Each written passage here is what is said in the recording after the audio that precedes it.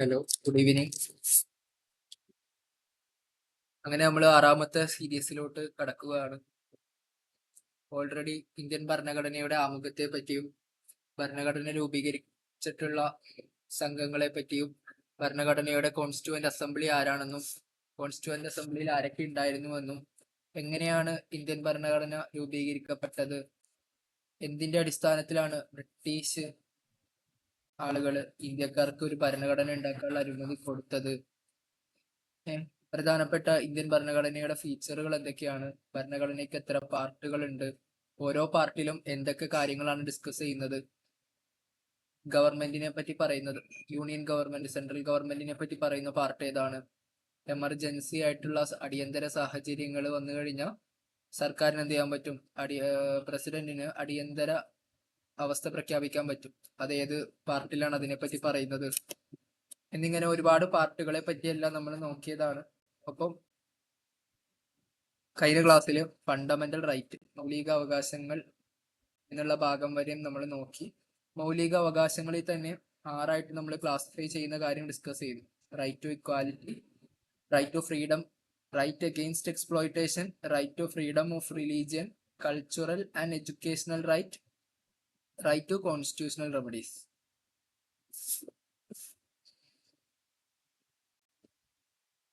ഇത്രയും കാര്യങ്ങളാണ് നമ്മൾ എന്ത് ചെയ്തത്, കഴിഞ്ഞ ക്ലാസ്സിലായിട്ട് ഡിസ്കസ് ചെയ്തത്.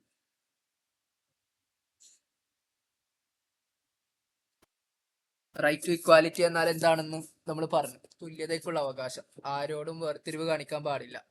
മതത്തിന്റെ പേര് പറഞ്ഞിട്ടോ, അല്ലെങ്കിൽ നിറത്തിന്റെ പേര് പറഞ്ഞിട്ടോ, അല്ലെങ്കിൽ ജനിച്ച സ്ഥലത്തിന്റെ പേര് പറഞ്ഞിട്ടോ, അങ്ങനെയുള്ള രീതിയിലൊന്നും വേർതിരിവ് ആരോടും കാണിക്കാൻ പാടില്ല എന്നാണ് ആർട്ടിക്കിൾ 14 മുതൽ 18 വരെയുള്ള ആർട്ടിക്കിൾസിലായിട്ട്, അനുച്ഛേദങ്ങളിലായിട്ട് പറയുന്നത്. അടുത്തതാണ് റൈറ്റ് ടു ഫ്രീഡം, സ്വാതന്ത്ര്യത്തിനുള്ള അവകാശം, സംസാര സ്വാതന്ത്ര്യം, യാത്ര ചെയ്യാനുള്ള സ്വാതന്ത്ര്യം, ഇഷ്ടമുള്ള ജോലി ചെയ്യാനുള്ള സ്വാതന്ത്ര്യം, ഇഷ്ടമുള്ള സ്ഥലത്ത് ജീവിക്കാനുള്ള സ്വാതന്ത്ര്യം, ഇതെല്ലാം ഈ ഒരു പാർട്ടില്, ഈ ഒരു ഭാഗത്ത് കവർ ചെയ്യപ്പെടുന്നതാണെന്നുള്ളത് നമ്മൾ കഴിഞ്ഞ ക്ലാസ്സിൽ നോക്കിയായിരുന്നു. മൂന്നാമത്തതാണ് റൈറ്റ് അഗെയിൻസ്റ്റ് എക്സ്പ്ലോയിറ്റേഷൻ. കഴിഞ്ഞ ക്ലാസ്സിൽ നമ്മൾ റൈറ്റ് ടു ഫ്രീഡം വരെയാണ് പറഞ്ഞു നിർത്തിയത്. മൂന്നാമത്തെ പാർട്ടിലോട്ട് നമ്മൾ റൈറ്റ് അഗെയിൻസ്റ്റ് എക്സ്പ്ലോയിറ്റേഷൻ, അതെ, ചൂഷണം ചെയ്യപ്പെടുന്നതിനെതിരെയുള്ള അവകാശത്തെ പറ്റിയാണ് നമ്മളിവിടെ പറയുന്നത്.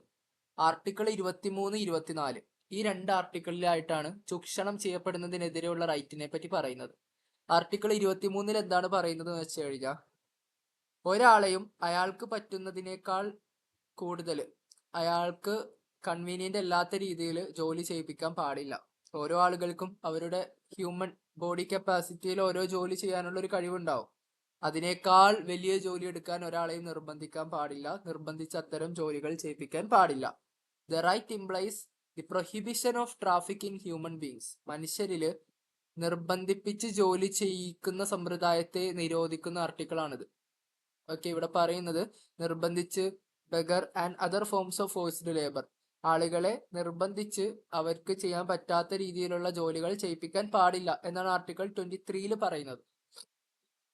ആർട്ടിക്കിൾ 24 പറയുന്നത് it also implies the prohibition of employment of children in the factories.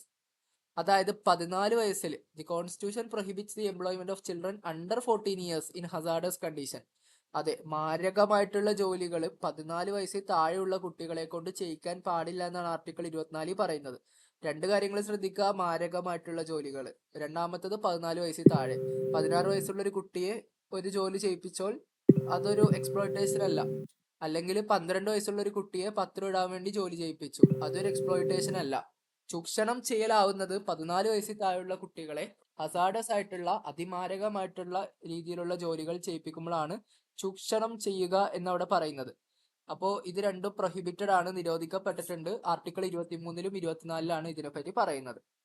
Okay, അപ്പൊ ഇത്രയും കാര്യങ്ങളേ ഉള്ളൂ പാർട്ട് 3-ലെ മൂന്നാമത്തെ റൈറ്റ്, റൈറ്റ് അഗെയിൻസ്റ്റ് എക്സ്പ്ലോയിറ്റേഷൻ, ചൂഷണം ചെയ്യപ്പെടുന്നതിനെതിരെയുള്ള അവകാശത്തെ പറ്റി പറയുന്ന ഭാഗത്തുള്ളത്. ഈ അവകാശം മനുഷ്യരിലെ ഭിക്ഷാടനം, മറ്റ് നിർബന്ധിത ജോലികൾ എന്നിവ നിരോധിക്കുന്നതിനെ സൂചിപ്പിക്കുന്നു. ഫാക്ടറികളിലും മറ്റും കുട്ടികളെ ജോലിയെടുക്കുന്നത് നിരോധിക്കുകയും ചെയ്യുന്നുണ്ട് ഈ ഒരു ആർട്ടിക്കിളിലായിട്ട്. ഓക്കെ, നാലാമത്തേതാണ് മതസ്വാതന്ത്ര്യം. മതപരമായിട്ടുള്ള സ്വാതന്ത്ര്യത്തെ പറ്റി പറയുന്ന ആർട്ടിക്കിൾസ് ആണ് ആർട്ടിക്കിൾ 25, 26, 27, 28. 4 ആർട്ടിക്കിളിലും എന്തൊക്കെയാണ് പറയുന്നതെന്ന് ഞാൻ ചുരുക്കി പറഞ്ഞുതരാം. ആർട്ടിക്കിൾ 20 പറയുന്നുണ്ട് freedom of consensus, profession, practice and propagate. Right to profess, practice, propagate. ഇത്രയും വാക്കുകളാണ് അവിടെ യൂസ് ചെയ്തേക്കുന്നത്. അതായത് ഓരോ ആളുകൾക്കും അവര് വിശ്വസിക്കുന്ന മതം ഏതാണോ അതനുസരിച്ച് ആചരണങ്ങൾ നടത്താനും പ്രചരണങ്ങൾ നടത്താനും അതിനെ പ്രചരിപ്പിക്കാനുമുള്ള അധികാരം എല്ലാ ആളുകൾക്കും ഉണ്ട്. അപ്പൊ അത് ആചരിക്കാം, അത് അതിന്റെ പ്രചാരണം നടത്താം, അത് പ്രചരിപ്പിക്കുകയും ചെയ്യാം. ഇതെല്ലാം എന്താണ്, ഒരാളുടെ മൗലികമായിട്ടുള്ള അവകാശങ്ങളുടെ അകത്ത് വരുന്നതാണ്. ഉദാഹരണത്തിന് ഒരു പെർട്ടിക്കുലർ കമ്മ്യൂണിറ്റിയിൽപ്പെട്ട ആളാണ് ഞാനെന്ന് വിചാരിക്കാം. ഫോർ എക്സാമ്പിൾ, ഞാനൊരു മുസ്ലിം റിലീജിയൻ ഫോളോ ചെയ്യുന്ന ആളാണെങ്കിൽ മുസ്ലിം റിലീജിയന്റെ ഒരു പ്രാക്ടീസ് ആണ് നമസ്കാരം നടക്കുക എന്നുള്ളത്. അപ്പൊ എനിക്ക് നമസ്കരിക്കാം, അതെന്റെ റൈറ്റ് ആണ്. പ്രാക്ടീസ് ചെയ്യുക, പ്രൊഫസ് ചെയ്യുക, പ്രൊപ്പഗേറ്റ് ചെയ്യുക, എനിക്കത് പ്രചാരണം നടത്താം. എനിക്ക് നമസ്കാരത്തിന്റെ നന്മകൾ, നമസ്കരിച്ചുള്ള ഗുണങ്ങൾ എന്തൊക്കെയാണെന്ന് എന്ത് ചെയ്യുക, ഒരു ഫ്ലെക്സിൽ എനിക്ക് എഴുതിയിടാം എന്റെ സ്ഥലങ്ങളിൽ, പബ്ലിക് പ്ലേസസിലല്ല കേട്ടോ. പ്രൊപ്പഗേറ്റും ചെയ്യാം, എനിക്ക് എന്ത് ചെയ്യാം, പ്രചരിപ്പിക്കാം. ആളുകളിലോട്ട് ഇത് എനിക്ക് വാട്സപ്പിലൂടെയോ കാര്യങ്ങളോ എന്തെങ്കിലും കമ്മ്യൂണിക്കേഷൻസോ നടത്താം. അവരെ ഇറിറ്റേറ്റ് ചെയ്യുന്ന അവരുടെ അനുവാദം ഇല്ലാതല്ല കേട്ടോ, എനിക്കിതെല്ലാം ചെയ്യാൻ അനുവാദമുണ്ട്. പക്ഷേ നിർബന്ധിച്ച് മതം മാറ്റുന്ന ആ ഒരു പ്രക്രിയ അതിവിടെ ഇല്ല, അത് പറ്റൂല, അത് പ്രൊഹിബിറ്റഡ് ആണ്. ഒരാളെ നീ ഈ മതത്തിൽ നിൽക്കണ്ട, നീ ആ മതത്തിൽ വായോ, നല്ല മതമാണത് എന്ന് പറഞ്ഞിട്ട് ഒരാള് കൺസെന്റ് ഇല്ലാതെ അയാള് വേണ്ട എന്ന് പറഞ്ഞിട്ടും അയാളെ നിർബന്ധിച്ച് മതം മാറ്റിക്കാൻ ഒരാൾ ശ്രമിക്കുക എന്നുള്ളത് അത് പ്രൊപ്പഗേഷന്റെ അണ്ടറിൽ വരില്ല. ആ ഒരു സ്വാതന്ത്ര്യം ഇന്ത്യയിലില്ല. മറ്റുള്ളവർക്ക് പറഞ്ഞു കൊടുക്കാം ഇത് നല്ലതാണ് നിനക്ക് വായോ, ഒരു തവണ പറഞ്ഞു കൊടുക്കുന്നതുകൊണ്ട് കുഴപ്പമൊന്നുമില്ല. പക്ഷെ അത് അവൻ വേണ്ട എന്ന് പറഞ്ഞിട്ടും അവനെ നിർബന്ധിക്കുന്നുണ്ട്, നീ വാ, വന്നില്ലെങ്കിൽ നീ ഇങ്ങനെ ചെയ്യും, അല്ലെങ്കിൽ നീ വരണം, വന്നാൽ ഇതാണ്, വീണ്ടും വീണ്ടും സമ്മർദ്ദത്തിലാക്കുന്ന ഒരു പ്രക്രിയ. കൺവേർഷൻ നടത്തുക കമ്പൽസറി ആയിട്ട്, അല്ലെങ്കിൽ ഫോഴ്സ് യൂസ് ചെയ്തിട്ടോ ഇഷ്ടമില്ലാതെ ഒരാളെ മത പരിവർത്തനം നടത്തിക്കുക എന്നത്, നിർബന്ധിച്ചുകൊണ്ട് നടത്തുക എന്നുള്ളത് അത് ഇവിടെ ഒരു അവകാശമായി കൺസിഡർ ചെയ്യാൻ പറ്റൂല. ഒരു അവകാശം എന്ന രീതിയിൽ അതിനെ കണക്കാക്കാൻ പറ്റൂല. നമുക്ക് ആളുകൾക്ക് പറഞ്ഞു കൊടുക്കാം ഇത് നല്ലതാണെന്നുള്ളത്. അവര് വേണ്ട എന്ന് പറഞ്ഞിട്ട് അവർക്ക് തൃപ്തി ഇല്ലാതെ വീണ്ടും വീണ്ടും പുറകെ ചെല്ലുക, it is called conversion. Propagate ചെയ്യാനുള്ള റൈറ്റ് ഇവിടെ പറയുന്നുള്ളൂ, കൺവേർഷൻ നടത്താനുള്ള റൈറ്റ് ആർക്കും ഇല്ല. അപ്പൊ ഓരോരുത്തരുടെയും റിലീജിയന്റെ പ്രാക്ടീസുകൾ നടത്താം. ഇപ്പോ ശബരിമലയിൽ പോകണം സീസൺ ആകുമ്പോൾ, അത് ഹൈന്ദവ വിശ്വാസികളുടെ ഒരു പ്രാക്ടീസ് ആണ്, അത് അവർക്ക് ചെയ്യാം, പ്രൊഫസ് ചെയ്യാം, അത് പ്രൊപ്പഗേറ്റ് ചെയ്യാം. ഇതിനെല്ലാം അവകാശം ആർട്ടിക്കിൾ 25 പറയുന്നുണ്ട്. പക്ഷെ ഇതെല്ലാം തന്നെ നമുക്ക് അനുഷ്ഠിക്കാൻ പറ്റും പബ്ലിക് ആയിട്ടുള്ള പ്ലേസസിൽ, ബഹളങ്ങൾ ഉണ്ടാക്കാതെ, സോഷ്യൽ ഓർഡറിനെ, പൊതുജനങ്ങളുടെ ക്രമസമാധാനത്തെ തകർക്കാതെ, നമ്മുടെ ഹെൽത്തിനെ ത്രെട്ടൺ ചെയ്യാത്ത രീതിയിലൊക്കെയാണ് ഈ റൈറ്റ് നമുക്ക് ഉപയോഗിക്കാൻ പറ്റുള്ളൂ. ഇപ്പൊ ഉദാഹരണത്തിന് ഏതെങ്കിലും ഒരു മതത്തിൽ ഒരു വിശ്വാസം ഇങ്ങനെ ഉണ്ടെന്ന് വിചാരിക്കാം. ആ മതപരമായിട്ടുള്ള വിശ്വാസമാണ് ഒരാള് തെറ്റ് ചെയ്താല് എന്ത് ചെയ്യുക, സ്വന്തം കൈ അറുത്ത് മാറ്റുക, അല്ലെങ്കിൽ തന്റെ കൊച്ചിനെ കൊന്നു കളയുക. അപ്പൊ ഇങ്ങനെ ഒരു റൈറ്റ് ഒരു റിലീജിയൻ ഫോളോ ചെയ്യുന്നുണ്ടെന്ന് വിചാരിക്കുക. അപ്പോ അങ്ങനെയുള്ള ആൾക്ക് സ്വന്തം മകനെ കൊന്നു കളയാൻ പറ്റുമോ വിശ്വാസത്തിന്റെ ഭാഗമായിട്ട്? ഇതൊരു ക്വസ്റ്റ്യൻ അല്ലേ? അത് പറ്റൂല. അത് ഇവിടെ പ്രത്യേകം പറയുന്നുണ്ട്, സബ്ജക്ട് ടു റീസണബിൾ റെസ്ട്രിക്ഷൻ.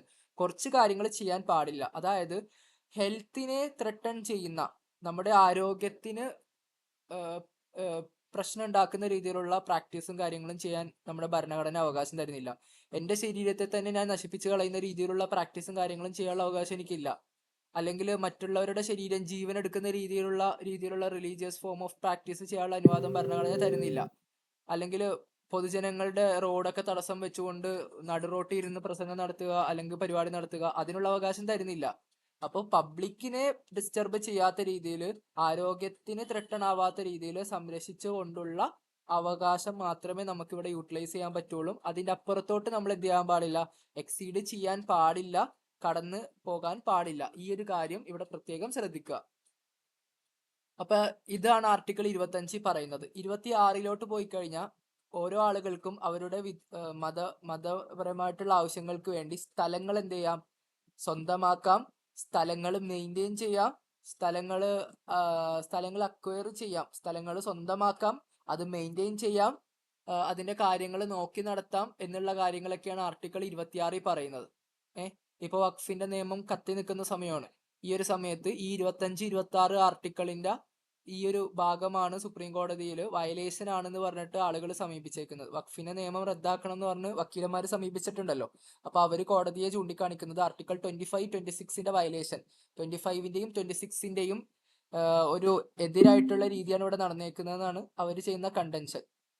അപ്പൊ 25 എന്താണ്, ഓരോ ആളുകളുടെ വിശ്വാസത്തെ തകർക്കുന്ന രീതിയിൽ ആരും ഒന്നും ചെയ്യാൻ പാടില്ല. ഇപ്പൊ വഖഫിന്റെ നിയമത്തില് വഖഫിനെതിരെ സംസാരിക്കുന്ന ആളുകൾ പറയുന്നത് വഖഫിലുള്ള അവകാശങ്ങൾ, മതപരമായിട്ടുള്ള അവകാശങ്ങളെ ചോദ്യം ചെയ്യുകയാണ്, അല്ലെങ്കിൽ ഒരു അതിർത്തി അല്ലെങ്കിൽ അതിലൊരു പരിധി കൊണ്ടുവരികയാണ്. ഇത് മതസ്വാതന്ത്ര്യത്തിലോട്ടുള്ള കടന്നുകയറ്റമാണെന്നാണ് കോടതിയിൽ കണ്ടൻഷൻ പോയേക്കുന്നത്.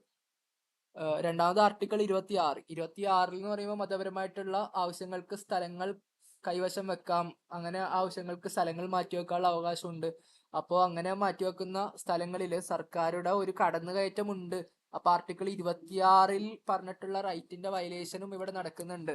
ആ ഒരു ആർട്ടിക്കിളിന്റെ ലംഘനവും ഇവിടെ വരുന്നുണ്ട് എന്നാണ് കോടതിയിൽ കണ്ടൻഷൻ പോയേക്കുന്നത്. അപ്പൊ ആർട്ടിക്കിൾ 25, 26 വെരി ഇമ്പോർട്ടന്റ് ആണ്. ഈ ഒരു കാലഘട്ടത്തിൽ പ്രത്യേകം അറിഞ്ഞിരിക്കേണ്ട ആർട്ടിക്കിൾസ് ആണ്. ആർട്ടിക്കിൾ 27 പോയി കഴിഞ്ഞാൽ 27 പറയുന്നത് ഫ്രീഡം ഓഫ് ടാക്സ്. മതപരമായിട്ടുള്ള പരിപാടികളിലും മതപരമായിട്ട് നടത്തുന്ന സ്ഥാപനങ്ങളിലും അല്ലെങ്കിൽ മതം അനുഷ്ഠിക്കുന്ന സ്ഥലങ്ങളിൽ ടാക്സ് കൊടുക്കേണ്ട, ടാക്സ് ഫ്രീ ആയിരിക്കും. പള്ളികളിലും സ്ഥലങ്ങളിലും മതം പ്രാക്ടീസ് ചെയ്യുന്ന സ്ഥലങ്ങൾക്ക് ടാക്സ് കൊടുക്കണ്ട, ടാക്സ് ഫ്രീ ആണ്. അത് എല്ലാ മതക്കാർക്കും എല്ലാ സ്ഥാപനങ്ങൾക്കും ടാക്സ് ഫ്രീ ആക്കി കൊടുത്തിട്ടുണ്ട്. ഇത് ഒരു ഇന്ത്യയിൽ ജീവിക്കുന്ന ഒരാളുടെ മതത്തെ പ്രൊട്ടക്ട് ചെയ്യാൻ വേണ്ടി കൊണ്ടുവന്നേക്കുന്ന ഒരു പ്രൊവിഷൻ ആണ്. അപ്പൊ മതപരമായിട്ടുള്ള കാര്യങ്ങൾ നടത്തുന്നതിന് ടാക്സ് ഒന്നും കൊടുക്കണ്ട. അതാണ് ആർട്ടിക്കിൾ 27 പറയുന്നത്. ആർട്ടിക്കിൾ 28 പറയുന്നത് പൊതുവിദ്യാഭ്യാസ സ്ഥാപനങ്ങളിൽ മതപരമായിട്ടുള്ള ചർച്ചകൾ നടത്താമോ, മതപരമായിട്ടുള്ള വിദ്യാഭ്യാസം നൽകാമോ, സർക്കാർ സ്കൂളുകളിൽ റിലീജിയസ് ആയിട്ടുള്ള സ്റ്റഡീസ് കൊടുക്കാൻ പറ്റുമോ ഇല്ലയോ? പറ്റൂല എന്നാണ് ആർട്ടിക്കിൾ 28 പറഞ്ഞിട്ടുണ്ട്. മുഴുവനായിട്ടും സർക്കാർ നടത്തുന്ന സ്ഥാപനങ്ങളിൽ മതപരമായിട്ടുള്ള വിദ്യാഭ്യാസം കൊടുക്കാൻ പാടില്ല. പക്ഷേ ആർട്ടിക്കിൾ 28 വീണ്ടും ഒരു ക്ലോസ് ആയിട്ട് വീണ്ടും പറയുന്നുണ്ട്, ഇനി പ്രൈവറ്റ് വ്യക്തികൾ നടത്തുന്ന സ്ഥാപനങ്ങളാണ്, സർക്കാർ മേൽനോട്ടം വഹിക്കുന്നത് മാത്രമേ ഉള്ളൂ, അതിന്റെ ഫണ്ട് ഇറക്കുന്നതും നടത്തുന്നതൊക്കെ പ്രൈവറ്റ് ആയിട്ടുള്ള ആളുകളാണ്, സർക്കാരല്ല. അങ്ങനെയുള്ള സ്ഥാപനങ്ങളാണെങ്കിൽ അവിടെ എന്ത് ചെയ്യാം, മതവിദ്യാഭ്യാസം കൊടുക്കുന്നത് കൊണ്ട് കുഴപ്പമില്ല എന്ന് പറയുന്നുണ്ട്. ഒപ്പം വീണ്ടും ഒരു ക്ലോസ് പറയുന്നുണ്ട്, ചില സ്ഥാപനങ്ങൾ ഉണ്ടാകും, കുറച്ച് കാശ് പ്രൈവറ്റ് വ്യക്തികളായിരിക്കും കൊടുക്കുന്നത്, കുറച്ച് കാശ് സർക്കാരായിരിക്കും. അങ്ങനെയുള്ള സ്ഥാപനങ്ങളാണെങ്കിൽ അവിടെയും മതവിദ്യാഭ്യാസം വേണമെങ്കിൽ കൊടുക്കാം. ബട്ട് കുട്ടികൾക്ക് പ്രായപൂർത്തിയായിട്ടില്ല എങ്കിൽ അവരുടെ ഗാർഡിയനിന്റെയോ അനുവാദത്തോടു കൂടി. ശ്രദ്ധിക്കുക, 3 സ്കൂളുകളെ പറ്റി അവിടെ പറഞ്ഞിട്ടുണ്ട്. ഒന്ന് ഫുള്ളി ഗവൺമെന്റ് ആയിട്ടുള്ള സ്കൂൾ, അവിടെ ഒരു രീതിയിലുള്ള വിദ്യാഭ്യാസം മതപരമായിട്ടുള്ള വിഷയങ്ങൾ ചർച്ച ചെയ്യാനോ കൊടുക്കാനോ പാടില്ല. രണ്ടാമത്തത് മുഴുവനായിട്ടും പ്രൈവറ്റ് വ്യക്തി ഓൺ ചെയ്തേക്കുന്ന പ്രോപ്പർട്ടിയാണ്, സർക്കാരുടെ ഫൈനാൻസ് ഒന്നും തന്നെ വാങ്ങുന്നില്ല. പക്ഷെ സർക്കാരാണ് അതിന്റെ മേൽനോട്ടം വഹിക്കുന്നത്, എക്സാം നടത്തുന്നത് സർക്കാരാണ്, അത്ര മാത്രമേ ഉള്ളൂ. ഒരുപാട് സ്കൂളുകളുണ്ട് ഇപ്പോൾ, അങ്ങനെയുള്ള സ്കൂളുകൾക്ക് മതവിദ്യാഭ്യാസം പ്രൊവൈഡ് ചെയ്യുന്നതുകൊണ്ട് കുഴപ്പമില്ല. പക്ഷെ മൂന്നാമത്താണ് പകുതി സർക്കാരും പകുതി പ്രൈവറ്റ് വ്യക്തികളും. അങ്ങനെയുള്ള സ്ഥാപനങ്ങൾ കുട്ടികളുടെയോ അല്ലെങ്കിൽ മാതാപിതാക്കളുടെയോ കൺസെന്റോട് കൂടി എന്ത് ചെയ്യാം, സമ്മതത്തോടുകൂടി മതവിദ്യാഭ്യാസം പ്രൊവൈഡ് ചെയ്യുന്നതുകൊണ്ട് കുഴപ്പമില്ല. ഇത്രയും കാര്യങ്ങളാണ് ആർട്ടിക്കിൾ 25 മുതൽ 28 വരെയുള്ള ആർട്ടിക്കിളിൽ പറയുന്നത്. സ്വാതന്ത്ര്യത്തിനുള്ള അവകാശം ആർട്ടിക്കിൾ 25 മുതൽ 28 വരെ. ഇത് ഇന്ത്യൻ രാഷ്ട്രീയത്തിന്റെ മതേതര സ്വഭാവത്തെ സൂചിപ്പിക്കുന്നു. എല്ലാ മതങ്ങൾക്കും തുല്യമായ ബഹുമാനമുണ്ട്. മനസ്സാക്ഷി, തൊഴിൽ, ആചാരം, മതം പ്രചരിപ്പിക്കൽ എന്നിവയ്ക്കുള്ള സ്വാതന്ത്ര്യമുണ്ട്. സംസ്ഥാനത്തിന് ഔദ്യോഗിക മതമില്ല. ഓരോ വ്യക്തിക്കും തന്റെ വിശ്വാസം സ്വതന്ത്രമായി ആചരിക്കാനും മതപരവും ജീവകാരുണ്യ സ്ഥാപനങ്ങളും സ്ഥാപിക്കാനും പരിപാലിക്കാനും അവകാശമുണ്ട്. ഇതൊക്കെയാണ് ആർട്ടിക്കിൾ 25 മുതൽ 28 വരെയുള്ള ആർട്ടിക്കിൾസിലായിട്ട് പറയുന്നത് എന്ന കാര്യം പ്രത്യേകം എന്ത് ചെയ്യുക, മെൻഷൻ ചെയ്യുക. അപ്പൊ നമ്മൾ മതപരമായിട്ടുള്ള കാര്യം അതിനെപ്പറ്റി പറയുന്ന ഭാഗങ്ങളാണ് നമ്മൾ നോക്കിയത്. ഇനി നമുക്ക് 1-2 റൈറ്റും കൂടി ഉണ്ട്, അടുത്തതിലോട്ട് പോവാം.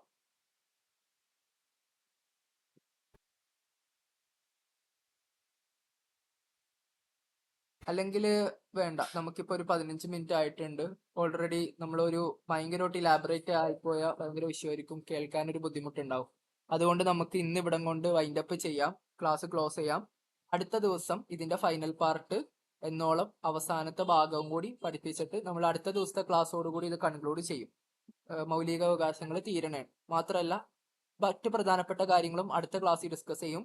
അതോടുകൂടി നമ്മൾ മുഴുവനായിട്ടും നമ്മുടെ ഇന്ത്യൻ ഭരണഘടനയുടെ ഒരു മൊത്തത്തിലുള്ള ഒരു പ്രൊവിഷൻസ് പറഞ്ഞു തീരും. നിങ്ങളുടെ അഭിപ്രായങ്ങൾ, വിലയേറെ അഭിപ്രായങ്ങൾ കമന്റിലൂടെ രേഖപ്പെടുത്തുക. നിങ്ങൾക്ക് എന്തൊക്കെ കിട്ടി, എന്തൊക്കെ കിട്ടിയില്ല, എന്തൊക്കെ അഡീഷണലി ചേർക്കണം, ഇനി ഇതിന്റെ ഒരു സെക്കൻഡ് പാർട്ട് എന്നോളം ഇതിന്റെ ഡീറ്റെയിൽഡ് വീഡിയോസ് വേണമോ, അല്ലെങ്കിൽ ഇനിയും പഠിക്കണോ, ഇങ്ങനത്തെ കാര്യങ്ങൾ, അല്ലെങ്കിൽ മറ്റു നിയമങ്ങളെ പറ്റിയും നിങ്ങൾക്ക് പഠിക്കണോ എന്നുള്ള കാര്യങ്ങൾ നിങ്ങൾക്ക് പ്രയോജനപ്പെട്ടിട്ടുണ്ടോ എന്നുള്ളതൊക്കെ നിങ്ങൾക്ക് കമന്റ് ബോക്സിലൂടെ അറിയിക്കുക. അതിനനുസരിച്ച് നമുക്ക് അടുത്തടുത്ത സ്റ്റെപ്പുകൾ മുന്നോട്ട് വെക്കാവുന്നതാണ്. അപ്പോൾ thank you all. We are concluding here. Okay, അടുത്ത ക്ലാസ്സിൽ കാണാം.